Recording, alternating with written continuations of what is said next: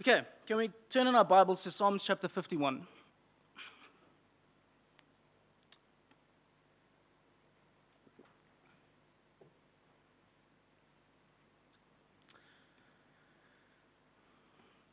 So I think it was 3 weeks ago I did a lesson in the morning speaking about a very strange group of people called cosplayers. Now, these people, I must say, still to this day confuse me. I really and truly, they're the weirdest things on earth. They're the weirdest people that I've ever spoken to, and they, got this escapism of becoming something else for a moment in time. So, as I told you then, we ran an expo at CTICC, and there's a bunch of these clown people dressed up in their funny stuff and, doing their thing. And what was quite interesting is on the Sunday, I had quite a few, unfortunately I couldn't attend service because I had a bunch of meetings that I needed to conclude before a couple of the people left and went back to Taiwan and Johannesburg. And while I was busy meeting with some of these people, some of them are pretty famous in their own weird ways in the society of cosplay, or they're famous in this gaming thing, where they play games and people really are smitten with these people. And it's the strangest thing to see. I don't know if you've ever met somebody famous. I'm not a starstruck type of person, to be honest. I mean, for me, it's cool if you have a little bit of cheerleaders behind you, great. But to see little kids, there were these two little boys that were, I think they were 12 or something, and there's this one guy that has his mask and he's a professional gamer and so forth, and these two little boys were absolutely smitten with this judge character, and he comes with his mask and you can't see his real face and all of that nonsense. And just to see the admiration for this guy, because he's so good at games, how they literally idolized this guy the whole weekend. Every single place that he walked, he would be there. If we're in a meeting, they're busy sitting 10 meters away, busy looking at him. It was the weirdest thing to see, but it's quite interesting to see that human nature. The funniest thing is that, there's these other people, there's this girl that I met with, she comes from Taiwan, and she's one of these, also a professional gamer, international professional gamer, and to see adults that absolutely idolize this chick because she's a professional gamer. And it was just interesting to see how people try to change themselves to become these people. They do everything in their power to imitate them, whatever it takes. And so you find these little two boys, this judge guy, he wears a mask over his face so you can't see him, and he wears this hoodie. And you find from the Saturday and the Sunday, they're all walking around with a mask and a hoodie. So, it was just interesting to see this weirdness of what these people were doing. But for me, it was very interesting to see the hearts of some of these guys.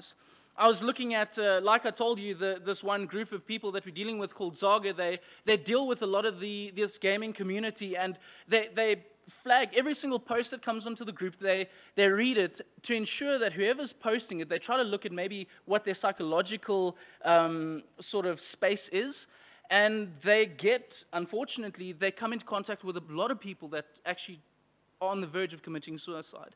And so they're in connection with a lot of the social workers and a lot of psychologists and psychiatrists to assist these people who are so engulfed in this virtual world that coming out is scary to them. And engaging in reality is so scary to them that they can't get over that, that hurdle of dealing with certain things in life. And it's just encouraging to see that there is a group of people that care that much, that irrespective of who they are, what their backgrounds are, they ensure that they are catered for. And it made me think about how we sometimes look to people to become.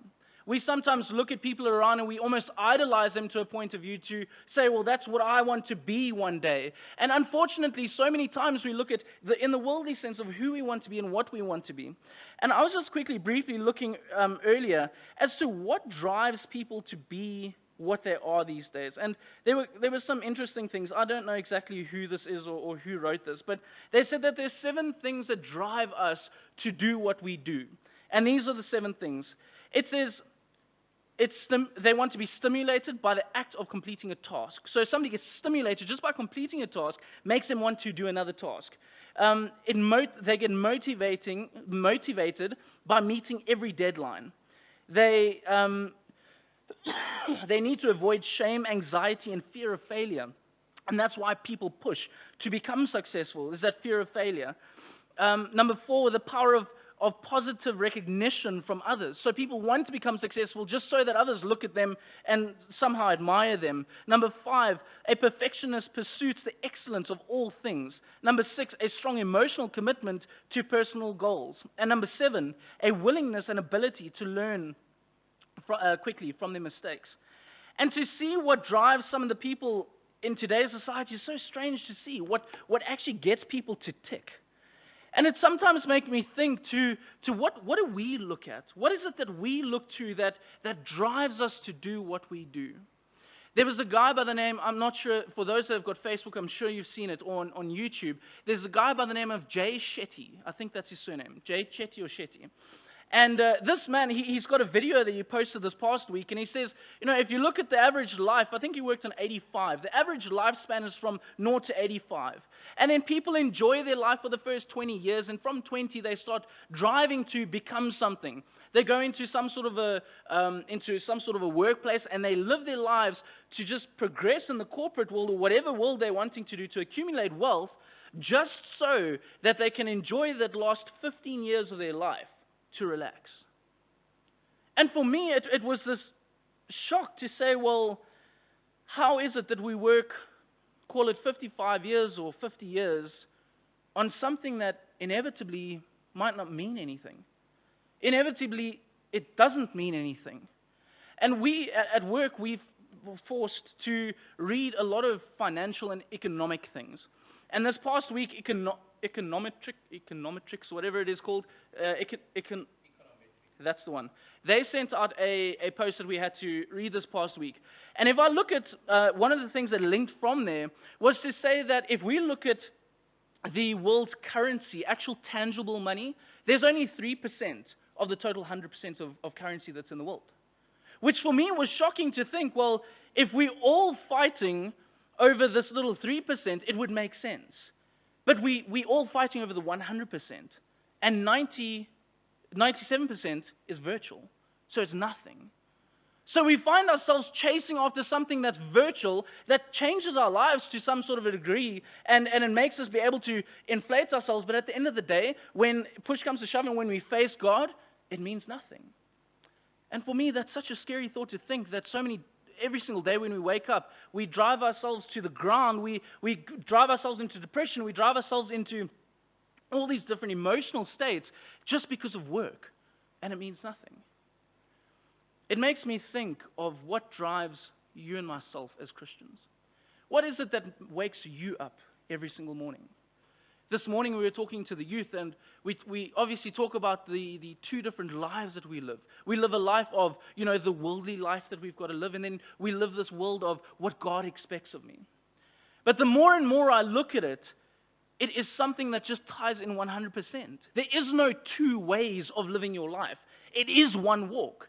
The way that you deal with people, the way that you do your everyday things, it is for a purpose. And what is that purpose? What is the reason that you actually do what you do on a daily basis? If you do what you do on a daily basis just to feed your family and to buy nice things, that is a sad state that we're in. If that's all that it is, for me, I get concerned to think we are going to lie on our deathbeds worrying about what it was all about. I think about how many people in the past may have laid in their deathbed and just said, what was it all about? I worked myself to the ground. I didn't see my family for most of my life. For what? I just want to say thanks to Uncle Glenn for the Lord's Supper. It made me think of a verse. And I want us to go to Psalms chapter 51. And I'm going to be reading from verses 1. And this is the prayer of David when he had committed adultery with Bathsheba. This is what he said. He says, "Have mercy on me, O God, according to your unfailing love, according to your great compassion, blot out my transgressions. Wash away all my iniquities and cleanse me from my sin. For I know my transgressions and my sin is always before me. Against you only have I sinned and done what is evil in your sight, so that you have proven the right way, so that you are proved right when you speak and justified when you judge. I mean, I think of the guy that just is running around and he feels like he's hiding from the system. Everything is in plain sight of God. And here David says, when I've sinned before you. And I start thinking to myself, well, if we're living our lives simply chasing after something that means nothing, well, that means that for that moment in time, it means that we are married to the world. We've chosen the world above God. God speaks against that, and he says, you either love me or you love the world and the things of it. How many times do we put ourselves into check? And then it goes further. I'm going to jump over to verse 10, where it says, create in me a pure heart, O God, and renew a steadfast spirit within me. I want you to think about how many times you actually cleanse your own heart. How many times do you spend just trying to focus and just try to rezone into what you are doing here on earth? What is it all about in your life? I think about it, thankfully. I try every morning as I drive to work to think, what is it? Why am I awake today? Why am I going and committing 12, 13 hours a day to something that means nothing? And it's my responsibility in that to create meaning out of it. And that's when I say, God, he speaks so many times and he says, ask and it shall be given unto you. And then it says, ask with the right motive. This is the beauty of it, is that we've got access to a God that's got everything. He created everything. It is our responsibility that in our daily walk we create meaning in our lives that glorifies him at the end of the day. I want you to ask yourself this question tonight. What is it that's driving you? What is it to your core? And this is the beauty of it. You stand before God when you answer this. You can say to yourself that it's God that drives you, but only you and God truly know. When I looked at these kids that were so smitten with these people, it made me think of how many times we look at Christ and focus on him. And it made me go to a verse this evening. I was sitting on my bed earlier, busy, got my butt kicked in FIFA earlier, and then I just thought it's time for me to write a lesson. And I went to Isaiah chapter 52, and I want us to please go here. This evening, I'm not wanting to do an eloquent lesson that has got fancy words or anything, but I'm wanting us to focus on why we do what we do. Why are we here?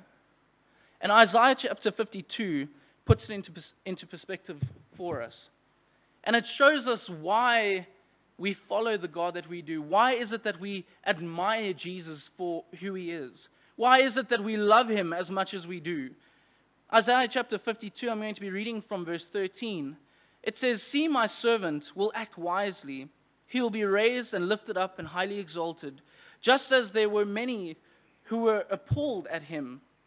His appearance was so disfigured beyond that of any man, and his form marred beyond human likeness. So will he sprinkle many nations, the kings who shut their mouths before him. For what they were not told, they will see, and what they have not heard, they will understand. Who has believed our message, and to whom has the arm of the Lord been revealed? He grew up before him like a tender shoot, and like a root out of dry ground.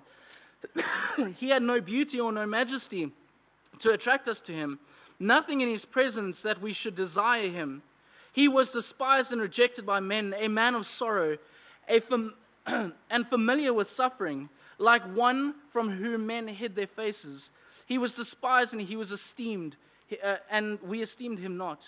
Surely he took up our infirmities and carried our sorrows, yet we considered him stricken by God, smitten by him and afflicted. I want you to think about this Jesus that is speaking of. He's speaking of a face that people turned their faces away from. God wasn't this amazing personality or influencer that people wanted to go around all the time and drop at their feet because of his beautiful looks. This is a God and Jesus that lived a normal life. It goes on and it says, but he was pierced for our transgressions. He was crushed for our iniquities. The punishment that brought us peace was upon him. And by his wounds we are healed. We all, like sheep, have gone astray.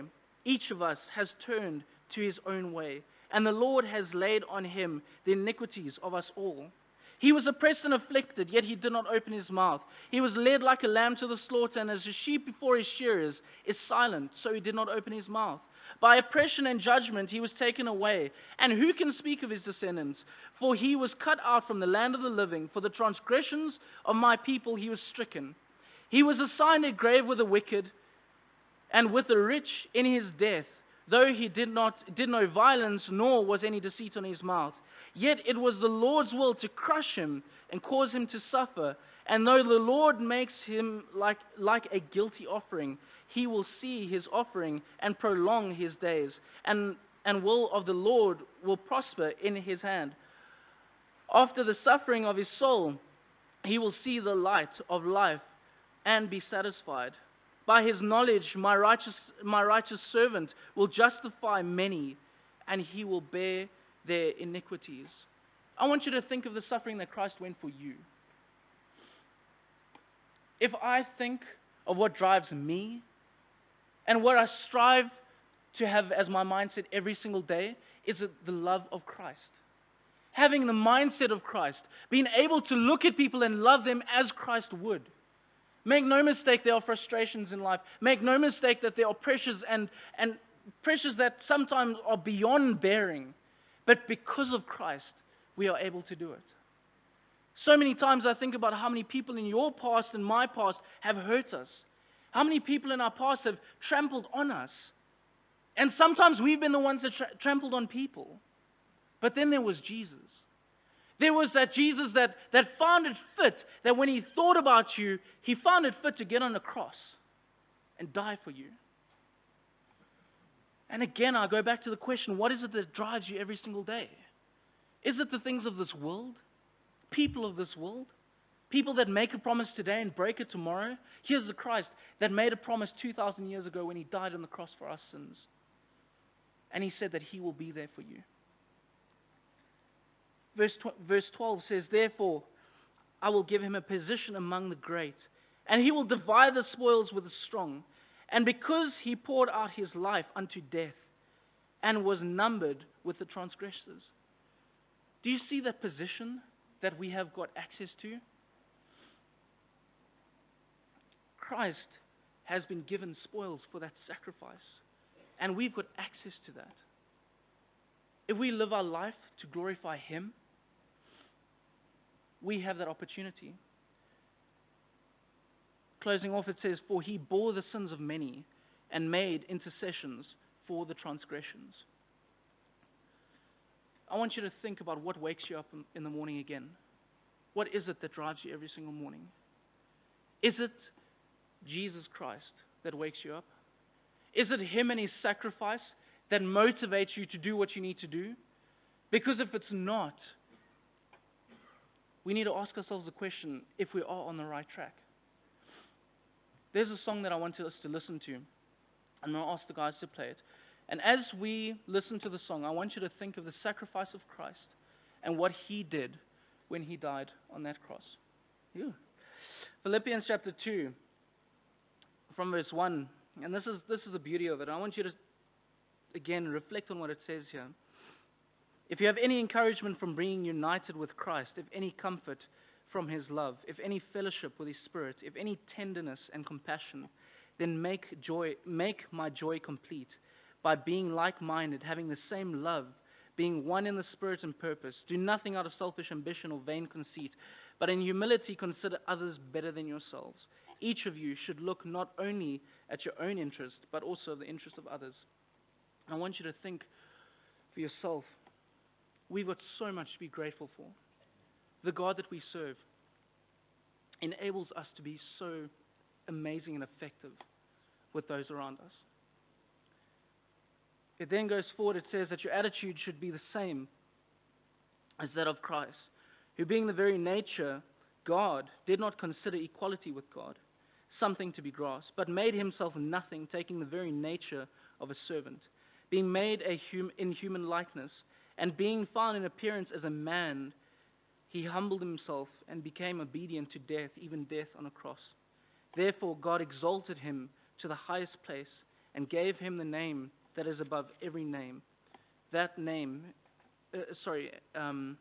at the name of Jesus every knee shall bow in heaven and on earth and under earth, and every tongue will confess that Jesus Christ is Lord, to the glory of God the Father. I want you to think tonight, we are so blessed to serve the God that we do. We are so blessed to be able to be anything that we want to because of His power.